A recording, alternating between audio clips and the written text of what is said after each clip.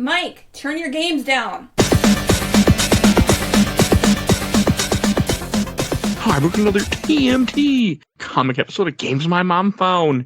I am Mike Albertin, who's shaking hands with the enemy with me tonight. Technodrome Engineer Red Fox.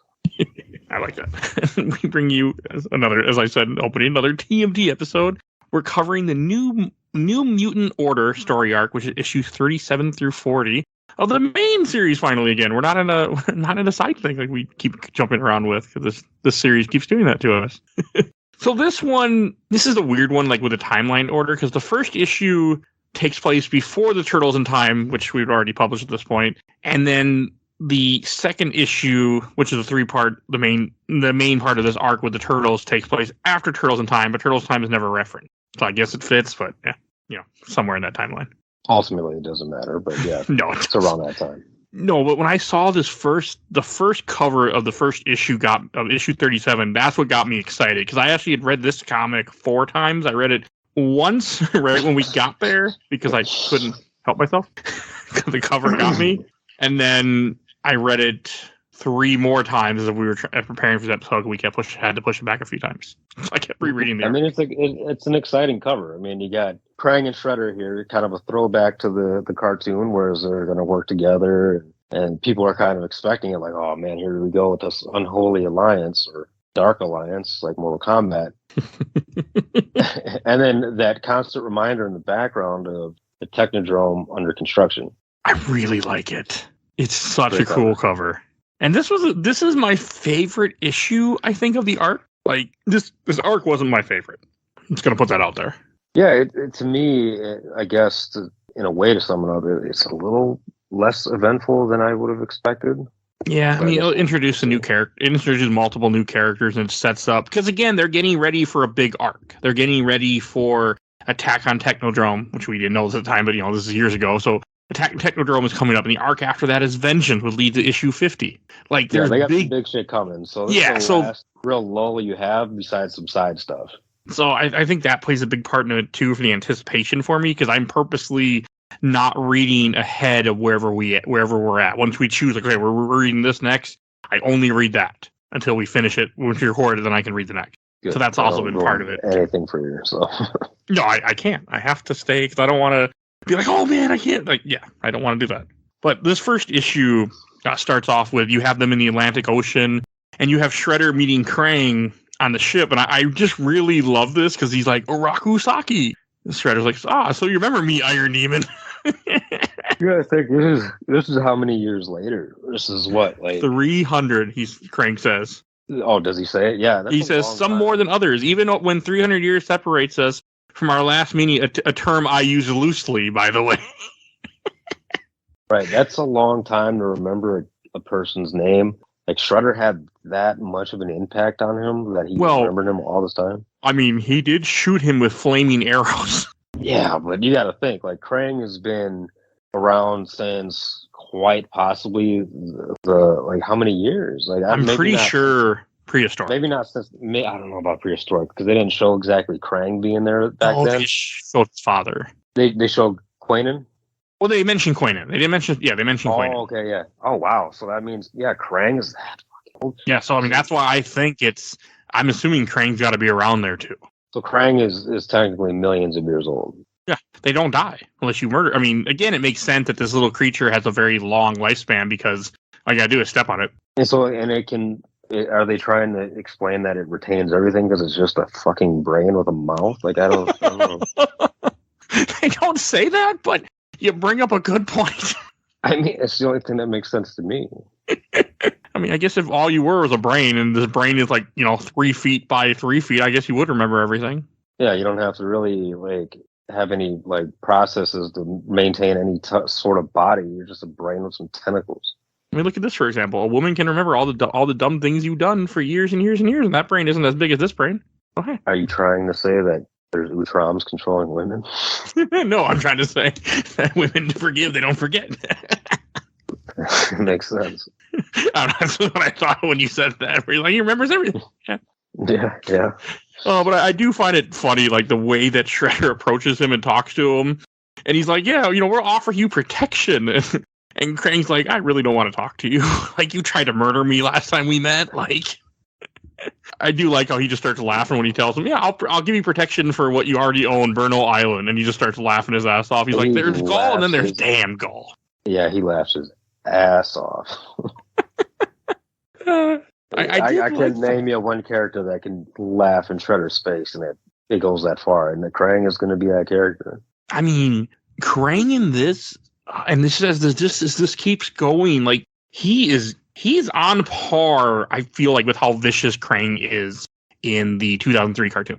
I mean, that's not Krang, it's in Utrom, they call himself Shredder, mm-hmm. But, like, this is a vicious Krang compared to... This is the most... any iteration they've ever had, this is the most vicious version of Krang itself.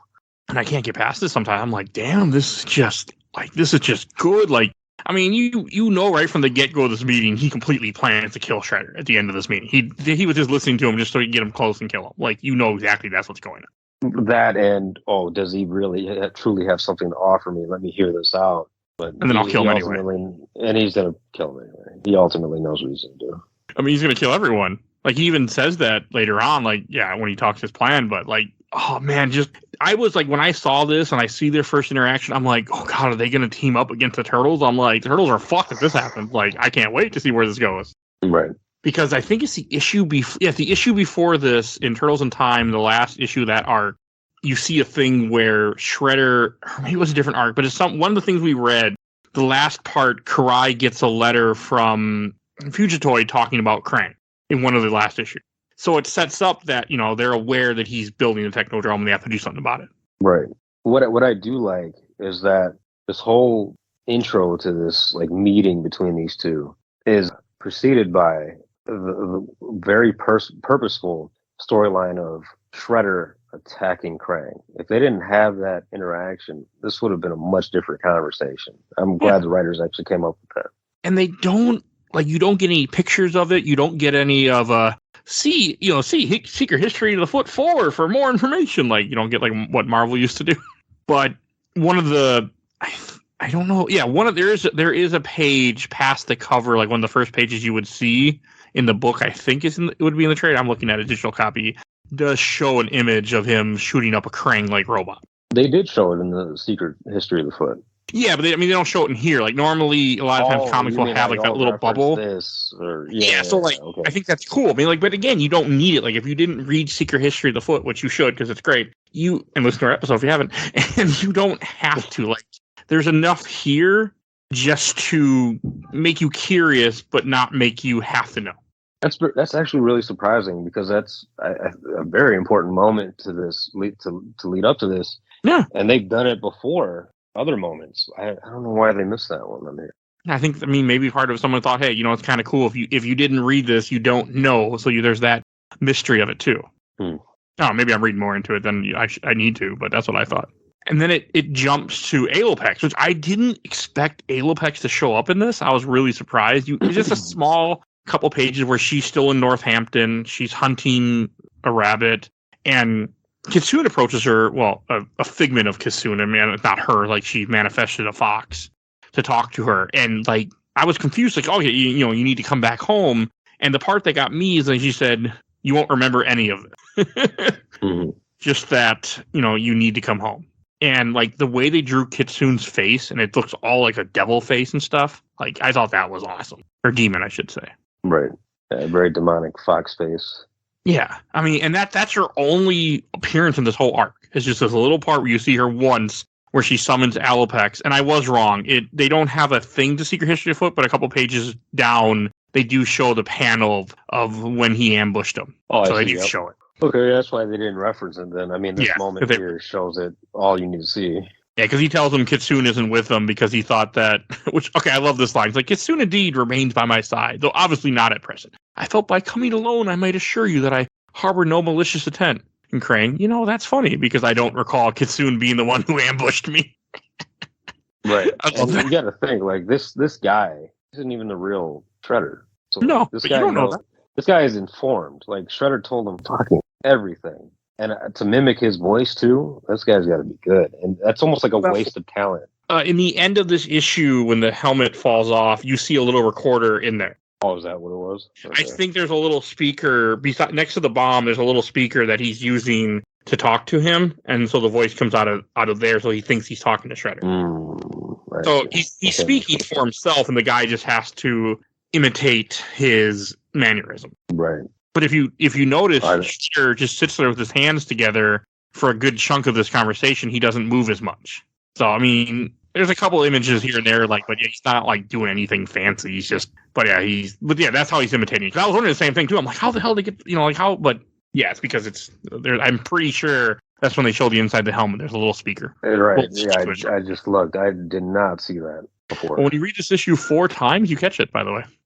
Yeah, you should if you read it 4 times. Wow. I still like this issue a lot, though. I really do. Well, the whole idea that, like, when Shredder talks about, like, he's like, I know that you've been doing technology, and he shows, like, a panel of Chet calling him, Karai stealing the Ooze, and Bebop and Rocksteady, and I like how he's like, yeah, I know how you got my stuff, buddy. He's like, I know you came in and, stole Ooze from me. Like, I'm not an idiot. Right. Yeah, again, Krang, at this point, we're deducing that he's been alive for millions of years. He's not a fucking... Yeah. And, like, it's during this when he talks about how this is when he tells Shredder, because Shredder's like, if you want to rule the world, you won't be able to rule this world. They won't let you, be the leader. Like, you need a human to lead, and then we'll lead together. And I think that, because, again, he makes his own mistake, because, again, Krang thinks he's going to, he tells him, like, I'm going to destroy I'm killing everyone on this world. So there won't be any human uprising. And that's when he stabs Shredder right through the chest with his fist. Yeah. Can you imagine how hard that has to be? I mean, there should be a whole lot of blood in this panel, but there isn't because, they didn't want to go there. But oh, yeah. It's fucking... I also didn't understand because there's a comment that he makes that I want to bring up to you, where he says, take his body. I could use a new suit. I didn't understand again, that kind of makes me think of the 2003 Turtles cartoon, but I wasn't sure what they were up to with that. Like if he used his bodies, I guess, to put himself in or something. His armor, maybe? I don't think about it as like human body. Or because he was going to imitate Shredder? Well, that or act as a parasite and take over his body. Yeah. Because I will say this. They're Krangs or Utroms are parasitic beings. They can be parasitic beings, as we'll see later on in the series. It has nothing to do with Shredder, so no spoiler or anything there. But I'm not going to tell you who or how, but they are parasitic beings. Oh, so maybe he was going to use the body somehow then, like to imitate Shredder and use that to control the foot. Maybe. I mean, what I'm speaking of happens so much later that I don't know if the writers were referring to that or just using his armor. Maybe they didn't figure it out at this time what they wanted to do with that, but they fucking figured it out later. Okay. I mean, again, if this series has taught me anything, they're writing, 30 issues ahead. Wouldn't be surprised. I mean, Turtles in Time, I'm 100% positive that alligator we saw was Leatherhead, and I won't find out for another 20-some issues. So, have fun. I mean, that's just how this book is. Like, it's just, they were right ahead. And then this is when you find out that one of the foot soldiers was actually Shredder, and the helmet has a bomb inside of it and blows up and Krang. A microphone, apparently. Yeah. It's just really cool. And then that one foot soldier just sacrifices himself. Master, run! And you see him get all shot up. Oh, yeah. And then Krang blows up the helicopter. He shoots a rocket launcher from his arm before. So reminds me of this all reminds me of like Metal Gear. Yeah, that's a fair way to put it. Man, we cannot get away from Metal Gear references in this, can we? With me and you. Not when we're reading Turtles, apparently. No. But, like, this was another, like, I love what he says to Shredder. He's like, I have you cornered. He's like, you're outnumbered. You brought a knife to a gunfight. He's like, I'm going to enjoy killing you slowly. Like, and just what Shredder says, like, every good tactician retains options in battle, contingency plans to turn failure into success. Prepare to meet mine. Yep. And you get a mutant you already know and a brand new mutant. Bludgeon and Claw. Oh, is this from, like, the Archie stuff or the cartoon? No, I think Bludgeon is a completely new one. Because I know a Man Ray. Right. That ain't Man. That's later on. What? Oh. This is Street Shark. This is like a Street Shark right here. Yeah, that's fair. It's cool. Like, I was shocked when all of a sudden he pops up. I mean, I knew Koya would be there because that's the Hawk from the NorthHampton book. Like, I knew that bird was coming, but I was surprised when I saw Bludgeon. Yep. I'm assuming I'll see more Bludgeon as the art as we keep reading. So. You will. He actually lasts quite some time. This is not. I like him. I was really happy to see a frickin' hammerhead shark on their team. And I'm assuming he's an actual mutant again, too, right? Like he was an animal. Sorry, they're all mutant, but he was an animal that was turned into a mutant. I want to say yes, he was a shark first. Okay. It's just so damn cool. And then they almost beat Krang. Like Shredder fucking takes out Krang just about in this fight, too. Like, he almost kills him. He gets him to the point where he puts his sword up against the glass piece of where the brain is, and he's like, fuck you. Like, we're about to be done. I'm glad they did that, because they made Krang such a ruthless, insane dictator, like almost indestructible, insane dictator, and then you get Shredder here. They're trying to show you how much of a threat Shredder actually is by almost taking him out. And I really like that. I also like it that he didn't mean to leave him alive. Like they did a good job of that. Yeah, it's a no mercy situation that and Koya, as she explains later, made a judgment call. But yeah, it could have been over. And Shredder's that guy. He's not going to bullshit you. If he's got you in a position where he can eliminate you, he's not going to hesitate. This was not his fault for not being able to hit that final blow. And I like that. I like it that you have a villain that isn't like, oh, I'll let you live so we can fight again next time. Like only reason why he doesn't finish the job is because as the ship is burning from all their fighting and the fact that frickin' Krang sets off like multiple rockets from his shoulders, lights the ship on fire. Right. And that's when you have Koya grabs him and pulls him off the ship. Like, that's the only reason why Krang didn't die. And at the same time, it makes you wonder if he would have succeeded if he would have died first. Or they both pretty damn cool, exciting fight. I would love to see this in live action. Yeah.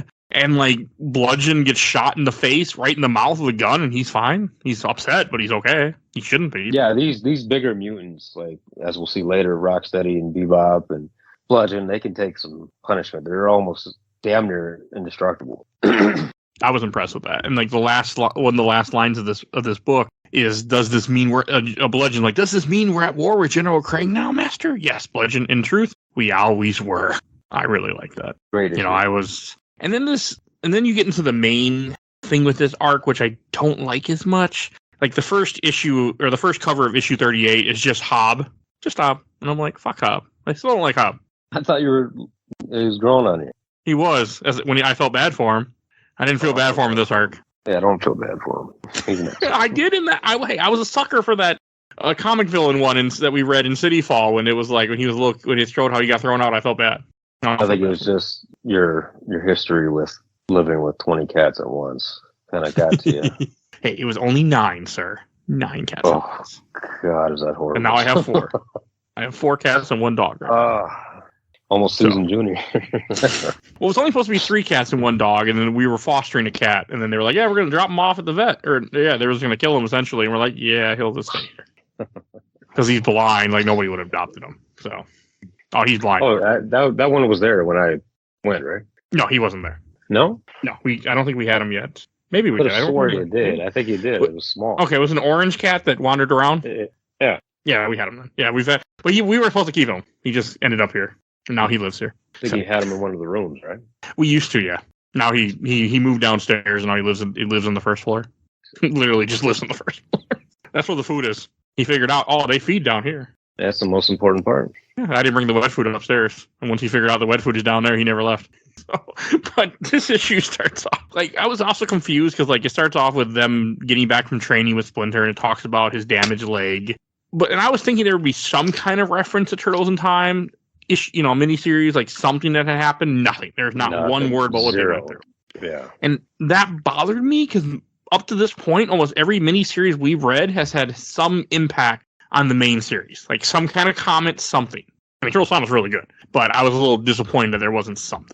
I was just kind of, disappointed with a lot of this arc. I didn't like the main story of it. Like they get back to their hideout and they just find, Smart Slash just sitting there going, hey guys, just sitting on their couch, just waiting for him. So, I mean, that was cool. Bypassed all of their security systems. Donatello's all pissed off about it too. And what you brought up before, like when they go downstairs, you can still see that broken railing where Slash fell off of. Mm-hmm. Yep. Like they make sure every time they draw it, it's broken. I like that callback too. Same. Since you point, I forget what you pointed out, but yeah, it was the rat thing you pointed out, and that was a good art. That was good. And like, this is also, you see such a division between what's going on with Donatello and the rest of the Turtles, because Splinter, Leo, and Raphael mainly just want to go after Shredder. Where Donatello's like, we gotta fucking stop Krang. He's like, he's gonna destroy the world if we don't do something. It won't matter if we beat Shredder if we're all dead. We can't breathe, like, you know? Yeah. And I kind of like it. Like, they do a good job of really showing you throughout this arc how upset Donatello gets with them. And he leaves. Like, he's not even around for most of this. Like, he's off doing his own thing. As we'll see in a couple issues later, how much even more so, yeah. And you also have a small scene where you see Angel in her suit, the nobody suit, fighting some random thugs, and she gets saved miraculously from somebody. But you see, like, in the next panel, it's Alopex is there. I don't understand why Kitsune brought Alopex back throughout this whole arc. I don't understand what the point is, but I'm assuming it will play a point in the later issues. Well, Alopex came back on her own regardless, but it's Kitsune that's trying to get her to come back to the foot. Okay. So Kitsune has alternate plans for Alopex. Alopex is working on her own accord right now. Oh, okay. I was thinking that, like, she wanted Alopex to come back to help them. I'm like, what the fuck is going on? No, so you'll see as that unfolds and what roles they play with one another. Okay. I look forward to that. Because, yeah, really it's just them telling them that, Splinter telling the Turtles that he made a deal with Hob, you know, when he got Leo back, that he would go and, you know, help Hob, and that's what they're going to go do. They're going to go join Hob's army, essentially. Right. Well, in a way, yeah. Yeah. I mean, they don't actually join his army. But the closest thing they have to allies. Yeah. I mean, other than Casey and April, who are kind of doing their own thing. I mean, April, you don't really see this entire arc. You see her in the next page, but that's it. That's it. Other than that, there's nothing. I did laugh, though. This was perfect, where she comes in the house, and I think this is like the first time she sees Casey Jones since he got his ass, you know, pretty much. Well, no, she saw him last. I think she saw him some point. Maybe she didn't see him since he got beat up. Can't remember. But that's irrelevant. But the way that she takes it, she's like, I gotta talk to my boyfriend for a second. And she just punches him in the arm. That was great. Yeah, it was good. Like, I knew that was coming. I'm like, and she's just yelling at him. Then she, you know, gets all sweet. Like, I care about you. You can't be, you know, because again, he got his fucking ass handed to him when it came to the stuff with Hun. And she's reminding him that, you know, because he suffered a lot. Like, he's gotten his ass whooped by his dad more than once. He's gotten shanked by Shredder's claws, like, and almost died. It's like, she's telling him, like, hey, man, like, I have no fucking ooze, buddy, so I might want to stop dancing with death for some time here. Yeah, I don't know if he can, but yeah. This is who he is. I mean, he's so deep in with his past, he doesn't know how to balance that and manage it. I mean, realistically, the best thing he could do is leave town with her. You know, leave together and start a new life, but that's not who he is or what he wants to do. No, he's not going to either, so I'm pretty sure. I'm pretty sure that's not happening at all. And then it cuts back to, you see the Turtles meet up with Hob in the alley. He's like, hey, you know, come to meet my other mutants. And there's nobody else there but Slash and Lindsay at first. What's up with that Krang graffiti, by the way? Oh, I don't think I noticed this. You mean that purple blob thing? Yeah. I don't know if I'd call that Krang. I mean, it's fucking close. What else is that? I don't know. I can't, like, I'm looking at it right now, but I can't think of if it's meant to be anything. I mean, I guess it could be damn near anything, but it's very Krang-esque. No, I mean, you bring up a good point. I mean, that could have been what they're going for. It's possible. I mean, I'm sure it's throwaway and it's meaningless overall, but if you really try to dig into, like, the world building here, it's like, all right, well, people have been aware of Krang since, at least the 1960s? Oh, yeah. So it wouldn't be out of the realm of possibilities for people or the conspiracy theorists and, like, you know, drug addicts or weed heads to go out there and start spraying stuff about conspiracy theories. No, that would fit too. That fits. I feel like that fits with what's going on also. And this is when you're introduced to two new mutants. One I got really excited to see. Mondo Gecko! You know, that's crazy because I actually like Mondo. I do too. Comics. I had his toy, his figure with the skateboard. Same. The original design. So I actually liked Mondo back then. So I was actually pretty happy to see him too. His tail used to come off. I'm pretty sure my figure had his tail broken off at some point. His tail is lost. But yes. That's usually what happens with that, yeah. Yeah, especially when you play with your toys, that happens. I actually don't mind the Herman here either. I mean, when I hear his voice, I think of that stereotypical, like, country army recruits or that's fair. Like that. For those that don't know, Mondo Gecko is a gecko with a skateboard. It's all punk in this. And the other character that we're introduced to, Herman the hermit crab is like a military crab with a dumpster on his back full of weapons. Yeah, it's supposed to be a hermit crab. Yes, but he has a dumpster with weapons instead of a shell. Mm-hmm. Interesting. It's not a bad design. I'm glad they did that. I mean, if you're gonna like, that's Hobbs' like dream right there. A mutant that is all out, like army ready. Yeah, that's fair. It's definitely an interesting take. It's not what I expected. And that's the thing, man. I don't know if you do that, but when it comes to most characters, I try to have some type of voice that matches the character of what I feel they should or would sound like. No, I try to do that too. And I mean, with the way that with his work, with his dialogue and everything, yeah, he does. I can definitely see that. Got like Southern accent too that he might have or something. Mm-hmm. Yeah. Is he from anything else, or is he brand new to this? I think Herman's new. I don't recall him being in anything. Okay, because I don't think I've ever seen him before. Yeah, there's a few new ones. You'll see a few new ones as we go. I want to say he's one of them. It's kind of a mix. The thing is that as we go along, you'll see a mix. Like they usually introduce new mutants in groups, and it's usually a mix of old and new in most cases, anyway. That's cool though.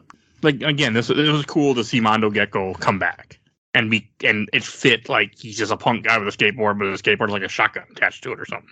Right, and his design isn't bad. I actually like the design. Same, I did too. And when Leo shows up afterwards, like this is when you get to see them like react the way they should react. Like, all of a sudden Herman has freaking Gatling guns and rocket launchers that come out of his shell, his trash can. We've got an unidentified tango inside the wire, Mondo. And then Mondo like, yeah, man, don't make us get gnarly on you. How was that? Huh? Great. It works. And then the last couple pages of this made me crack up because you have the stupid pigeon again. Oh, that's what? I love him, man. I love Pete. I think he's amazing. I like how he was sent to retrieve more specimens, and instead of going to the pet store, he ends up somehow running into Rocksteady and Bebop. I mean, the guy wasn't wrong. Like he had, and they say it later, like he had the right idea. He just fucked it up. You just talked to the wrong mutants, buddy. Yeah, like he like you got to think this pigeon's absolutely stupid, like damn near brain dead, and he's sitting there with what I'm sure he feels is like the greatest idea that anyone's ever had, and he blows it. I mean, you're right though. He had the right idea. He really did. He just if you don't know who Bebop and Rocksteady are, it's like, oh, these guys, they gotta be like, even Rocksteady looks like he's part of an army already. Yeah, that's fair. I mean, I guess you also wouldn't think that, like, also one, he's stupid, he's a pigeon, but also the other idea is like he wouldn't think that all these turtles are gonna be bad and stuff, or not turtles, but I mean these mutants are gonna be bad because the mutants should be on their side.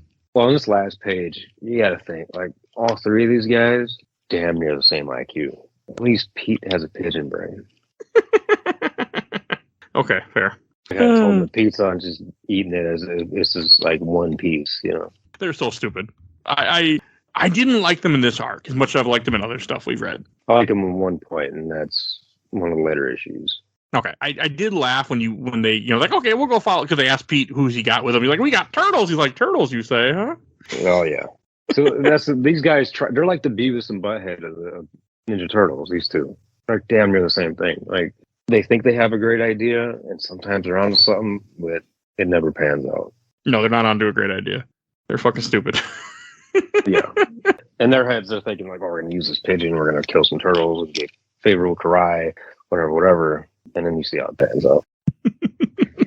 I did laugh. They're like, hey, we gotta get breakfast. I don't got any money. And they just like, let me go grab. They just break an ATM, take the money out.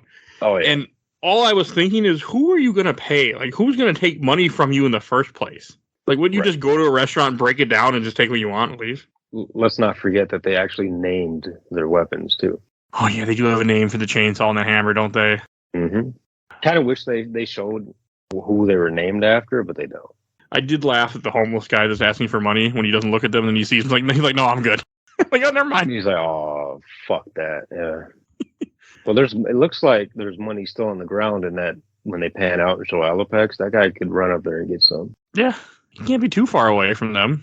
Right, it's probably around the corner. You might want to wait a little bit, but yeah, make sure they're gone and go get some money. And then you see Mike. In the next panel is Mikey cooking breakfast. Now this made me laugh my ass off. He's like, "How do you want your eggs?" So, and that's kind of Mikey throughout almost the whole series. Like he's again, great intentions, best intentions out of any character. He's the most kind-hearted, caring person damn near in this entire series. And his intentions are great. He wants to feed his brothers, his family, and he fucking blows that. He just yeah, it's the follow through is not very well with him on anything. His intentions are there, but the follow through is not good. Because he gets scared by the toaster, so then he drops the eggs. So he's like, "Scrambled it is." Yeah, I think Raphael right before the comment, he's like, "Who you kidding, Mikey? They're going to be scrambled anyway with burnt toast." Right. He's like, "Why are you giving me an option?" I like how Raphael's just working out too. He's just sitting there doing weights while they're waiting for breakfast. Yeah, that's very connected to his character type. It's a good comical moment, and I think you really needed that right here too. You do. A lot of stuff's been very serious. I think all up until this point is the first time you get something a little more light. Yeah, like especially the way Splinter, like when Leonardo's like, "Father, what's your plan for surviving Mikey's cooking?" Retreat. Retreat, yeah. You know, it's one of the few moments where things are comical in this arc, because like the next thing you see is Donatello went to Harold and while he's talking with Harold and Angel, and Harold's not working on the teleporter, he's working on the cameras for the suit, for the Nobody suit, so they can figure out who the hell tried to, almost kill, who saved her. And I like how he just freaks the fuck out. Like he just flips out and just starts screaming at him. Yeah, like, look at the panel too. It's like all the red, and he's fucking losing his mind. But it fits so well what's going on, because it makes sense. Like, of course he's gonna be pissed. Of course, they're gonna be upset with what's going on. Like it makes perfect sense to be upset in this situation. So he decides to help out Harold instead. So if Harold's talking about, "Oh, I need to do a couple more things, and we're here, this is what we're gonna get," he tries to make himself a little more useful. Because what did Harold say? Harold said he's working on Metalhead and like some other project, or the Nobody suit. So Donatello decides, well, let me take one of those projects off his hands. That way he can focus more on the teleporter. And here that's why he wants to help, right? That plus his alternative plan. Multi-layered plan. Yeah, it's all the other plan, but yes. That I did not see coming. A logical guy like Donnie, I mean, what else is he going to do in this time? I think he get home and scream at his brothers and shit. Like, it's not going to pay. They're too focused on Shredder. Every single one of them. I mean, Leo seemed like he was a little on the fence about it, obviously, and he should be. I think if anybody's going to be on the fence, it's going to be Leo, because he's got a lot to consider. He's looking at big picture too.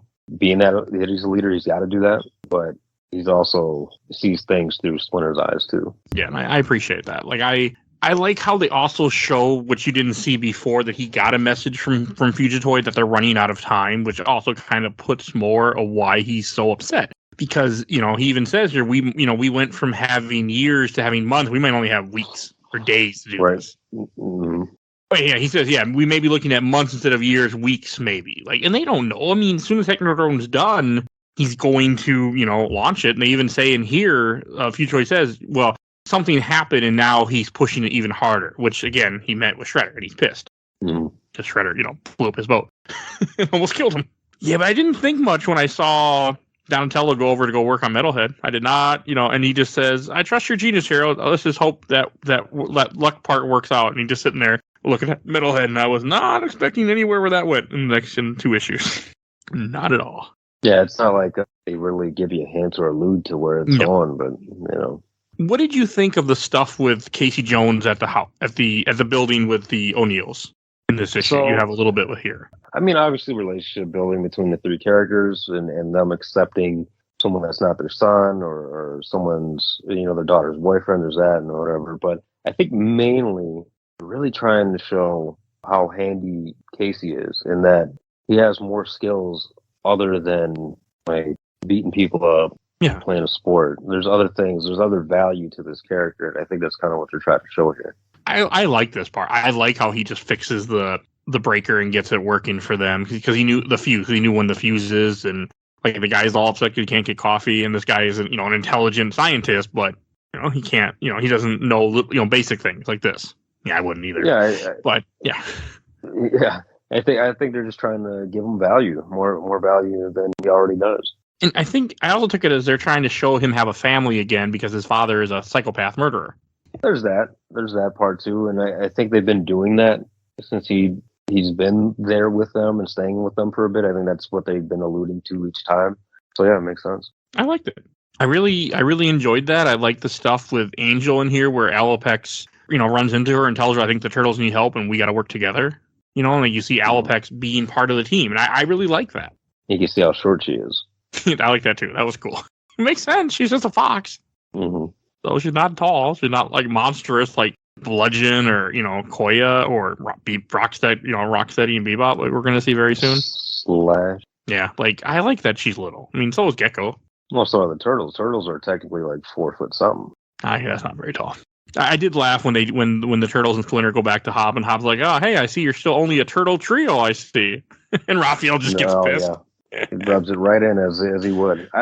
That's one thing I do like about Hob. He's a shit talker. I think it's hilarious. There's not a lot of value to the guy other than that, but he is a shit talker. No, some of that stuff is funny. Then when the pigeon shows up, he's like, "I brought friends," and this Rocksteady and Bebop are just standing there with him, like, "Hi guys." Look at how he struts around the corner too. So proud, so happy. and here they are looking like Texas Chainsaw Massacre mutants. Mm-hmm. I really was surprised by Hobbs' speech, where he's like, join us. He's like, humans have been, dominating. We're going to change something. We're all mutants. And then they're like, we're half human. And he's how pissed he gets. He's like, what? He's like, human. Right he just shoots him in the next panel. Shoots him right in the face. No hesitation. Mm-hmm. And then he shoots Rock. And then he shoots, Bebop in the stomach. Bobster right in the stomach. Oh, I was just like, that was just funny. Like, he's like, fuck, you guys are humans. Fuck you. Let's fight. And I thought this was just cool because you get to see Slash fighting Rocksteady for a panel. Like, I just really like that. There's some really cool. Really cool. This entire fight was a highlight. I love this fight. And then again, another, just like Krang and Shredder, would have been a very cool live action scene to see. Yeah. And then you have Alopex shows up. CGI. Yeah, I would love to see it. You're right. I would love to see this comic, even just parts of these comics put in the live action because it's so good. It's actually like a pretty long fight when you think about it. Yeah, it goes on it's in this arc, and then it goes on for a whole nother, or not arc, but I mean, it's in this book, the end of this book, and it goes on for a whole nother book, most of it. Yeah.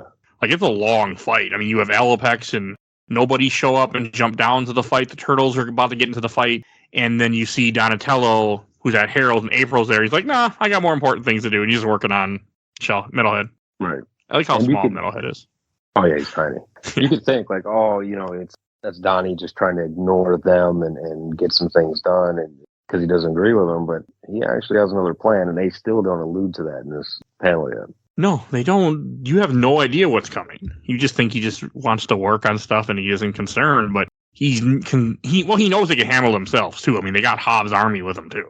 If they couldn't handle themselves, he would have went. He knows. He's that loyal, but yeah. I mean, maybe the turtles themselves couldn't take down them, but with the help of Herman and Gecko and Hob and Slash, I mean, there's enough of them to take down these. And yeah, well, I mean, you see the issues they're having even with the extra hands. So by themselves, they would have had a big problem. I mean, in the next issue, when you start seeing how that fight goes, I mean, issue 40, like, it is a hell of a fight. Like, these fuckers they take so much damage. It doesn't really. They don't go down. I mean, they get hit with a rocket launcher early in this from Herman, like, or not a rocket, but a missile. Like, they just do not go down. Right. And in between this fight, you have a small scene of Casey Jones working at the antique store, which again made me smile because it's thinking of their first TMT movie. And this is where they technically hire him. Like, hey, you can come work for us. When we start making money, we'll be able to pay you. Right. At least they'll have a place to stay. That's something. Yeah. They're offering them something. I mean, not to mention family aspect that he doesn't know much about. And I'm glad they didn't do the stereotypical thing that they do in movies and where the person starts to try to reject it. And me too. They didn't do that. He went full on with it, and they're showing bonding, and I think that's a good thing. I really appreciated it. It was something that I really, was like, this is just cool to see, and I'm glad they did this with this character because they're really going away from Hunt. And after that last arc that we read, where you had like 2 or 3 issues all about Hunt, it was nice to step away from him this whole arc. It's good. We need that break right now. Because I'm assuming not the next arc, but Invention, he's going to play a big part in that. I'm assuming. So, because I'm assuming they're going to go for Shredder in that arc. So that's my guess. But we'll see. I can't wait to see. Damn it. We still got 3 more recordings before we get to Vengeance, though. Oh man, Trust me, I can't know. wait. And like during the fight, there's not a whole lot of things. I mean, it's mainly just this whole issue is a lot of them just fighting, and there's some cool parts like you get to see Nobody or Angel fight them. Like she tases them, but she can't. Like nothing's stopping them. Like they're just that powerful. She gets a fatality fatality uppercut from Lobster. Oh yeah. Oh, and she does destroy his chainsaw though. I think. Yeah, she shoots the chainsaw and blows it up. Oh yeah. But okay, so she got rid of Roberta. Yep. I think it was called Roberta. It was. Yeah. Okay, and there is a little scene that really made me smile when Raphael and Alopex both get thrown and they land into a pigeon coop and they're tied up in a net together. And they're like, "So, yeah, this is awkward." I really like this little couple panels. Why is that? I thought it was sweet. I thought the idea where they kind of show there's some tension between them like that way. Like I don't know, I just really liked it. That was just a sweet moment because they don't hate. I mean, Raphael knows he fucked up in the NorthHampton arc when he flipped out on her, and I don't know. I just thought it was a sweet little thing that they had. All right. Well, I'll say this. I'm not gonna give you any spoilers as far as like relationships between anybody in this entire series. But if you like this here, it might change your mind as far as like, or I might not be as much of an influence as far as how you might feel as far as like the issues that are closer to issue 100. Because there's a lot of more like relationship building. I'm not saying between these two, but just in general, like family building. There's like a different tone in the comic at that point. If you like this, you might like that stuff. So I mean, I'm looking forward to seeing where stuff goes, and I just like also how the tension is broken with them. Like they're just like one last line she says, "Thanks, but let's worry about home later." Huh? I think he says, "Oh yeah," he tells Alopex she always has a home with them because he's apologizing for screwing up, and I like how this whole scene is broken up with, "Hi, I'm Pete." That cracked me up because here they're talking, they're having a moment together, and he's apologizing for fucking up, and then Pete just there. And it's so abrupt, and he's like, "Hi," and then as you can see, it like scares the shit out of both of them. I feel like Pete talks like clown from the 90s or something. Like it's so obnoxious. Pete is annoying. There's a couple of good scenes in the fight. One with the Herman the Hermit, where he jumps out from the garbage can and grabs both of them, and tries to choke them, and then knocks them together. But it doesn't. Nothing stops them, obviously. And Hobb almost gets killed by them too. In here too, like Hobbs getting his ass just choked by Rocksteady until Splinter gets involved because he's trying to. I do like that it's his plan to have Gecko camouflage and go up the wall to try to electrocute them. I did Splinter, like that. you're talking about? Yeah. Oh, did I say the wrong name? You said Hobb. Oh, I've done that before. I did like that though. I thought that was cool. I think Gecko take off his shirt. I'm like, I mean, you're still wearing pants, so they can maybe see your pants in your skateboard. But oh well, it works. Yeah, I didn't like that they did that, but hey, whatever. I'm like, does he need to get naked to camouflage? Because it'd be a little weird. I mean, it would make sense if he did. Yeah, but I don't think they're going to draw that in the comic. This isn't Watchmen. Right. I mean, I guess when he's not Watchmen. Yeah, no shit. He's holding his skateboard and all this other stuff. It's like, if you really want to notice it, you can, but they're in the middle of a fight. Bebop and Rocksteady are some of the dumbest fucking things we'll ever run into in this comic, so does he really need to get fully naked? Probably not. No, you don't. And then they electrocute them, and that doesn't even stop them. Like, you see them drop down, and you see everyone starting to celebrate, like, yeah, we did it! And then they get back up. I really like that scene where they get electrocuted. They did a good job on that art. Yeah, they did. That is cool. And I like how he just drops the cord, and they're standing in a puddle, and you just see their faces all messed up, and then you see their feet because they fell. They're all smoking. Yeah, that was a cool panel. And then the turtles and everyone are trying to pick themselves back up, and they're like, yeah, we took them down. And then they get back up. And right back up. I can't believe how powerful they are in this iteration of them. Like, it's something else. Like, I look forward to seeing where it goes eventually. And then the only way they get stopped, finally, because Herman, who somehow still has more rockets, shoots them, and they're buying a building that was about to be destroyed, and then the whole building collapses on them. Like a whole apartment building looking thing. Which also didn't last long. No, it doesn't kill them. Like, they think, okay, we definitely got them, and then you have them all celebrating. Alopex become part of the team essentially with them, or becomes a partner with Angel. I guess they're kind of becoming friends, and this is where you have Hobbs going, you know what, Pete, you had the right idea. Just crappy execution, he says. There it is. Yep. And I'm wondering if Alopex is now going to join the army. Or join Hobbs' group is what I'm curious. Well, Hobb asked her, and she turned him down. Okay. I said, no thanks, I've had enough armies in my life. And then he says, you're lost. Is it, though? You're right. I mean, in Hobbs' brain, sure. And I do like how earlier in the comic, or this little arc, you have Bebop and Rocksteady, well, this doesn't work out, we're not going to tell Karai what we did. And they're like, yeah, we're not telling Karai nothing. He's like... I do like that. Like, there's no point in telling Karai after this happened. That's their big Beavis and Butthead plan. That's all they were concerned about. If it works out, we'll tell Karai. If it doesn't, we don't need to tell her. What shocks the hell out of me this whole time is that there's no humans around. This is New York. This is highly populated city. There's no humans around. There's no cops, no cars, nothing. There's no consequence for them just rampaging through this. I mean, other than this maybe happening within 30 seconds, I don't know. I would say 5 minutes probably tops. 10 minutes tops. Like, it isn't long, but you think there'd be something. Right. So yeah, that is kind of strange. And then the very last page of this where it says epilogue this was cool, where you find out that he's been working on Metalhead. And the reason he's working on Metalhead, he sends Metalhead to Shredder and tells him, I need your help against Krang. And I thought that was cool. And the last line he says is that the fate of the world depends on the Foot Clan. So you got such a cool shit here.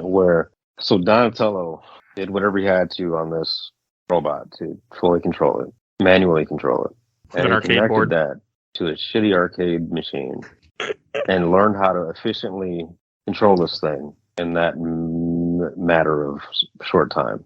Because he's the best turtle. I guess so. I've always been a fan of Donatello. Man, I can't wait till you get to his big arc, man. You're gonna love it. Well, that just means you got to read faster with me. Yeah, sure.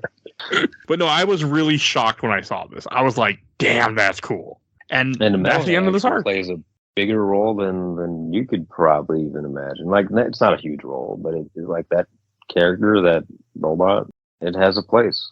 I do like how everything has a place in this.